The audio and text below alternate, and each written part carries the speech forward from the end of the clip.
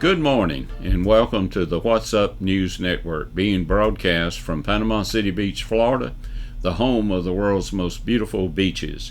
I am Jim Free with Jim Free Realty. Please do me a favor this morning and look below the picture. You'll see a red subscribe button. Please click on that for me.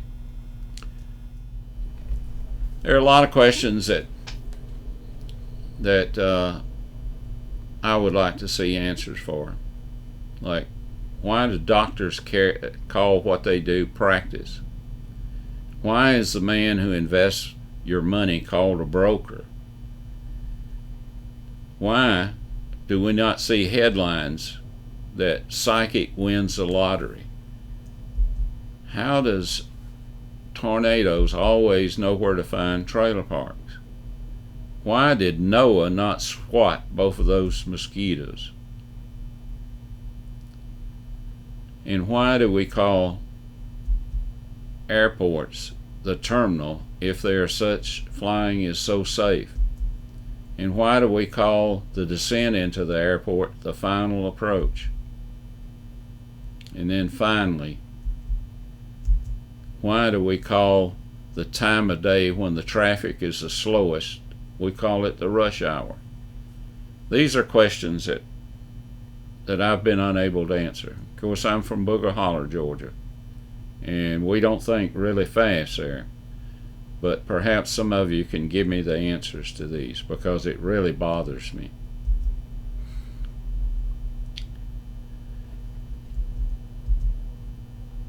As we go to the national news, it's very depressing to look at what occurred on the 4th of July in some of these great cities that we have. At least 5 children ages 11 or younger across the country died in shootings over the 4th. Cities like Chicago, New York, Washington, and Atlanta had children that were shot. Perhaps the most disturbing one was in Atlanta. All of them, of course, are disturbing, and we have to find the answers to why this is happening. Why? And these are mostly black on black crimes. They're actually murders. In Atlanta, a young mother is believed to have made the wrong exit off the interstate and ended up at in front of the Wendy's restaurant, where they had a shooting incident involving an Atlanta policeman a few weeks ago that ended up having the Wendy's burned to the ground. And since that time, there have been armed black men that have seized that area and put up barricades. The lady, as she approached the barricades, apparently tried to do a U-turn, and when she did, several of the men there, some with automatic weapons, opened up on the car and ended up killing a small child. Her dad had some questions about why this is happening. Why, if people really care about black lives, and shouldn't these children's lives matter?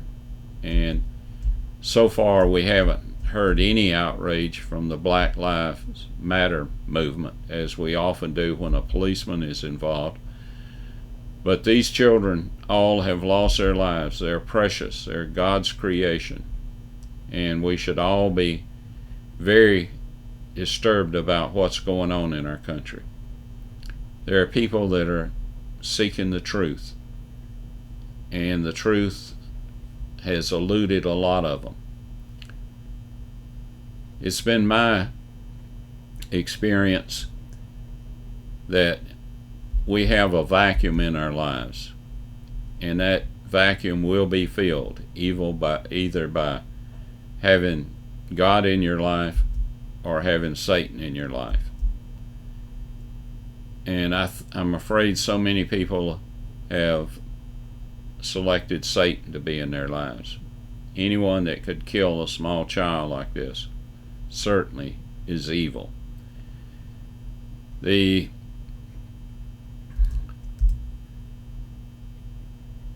will choose one or the other. And there is only two races. We're all of one blood. There's no difference between blacks, whites, Asians, Hispanics. We're all of one blood. God chose to put us in different bodies. But there's only two races.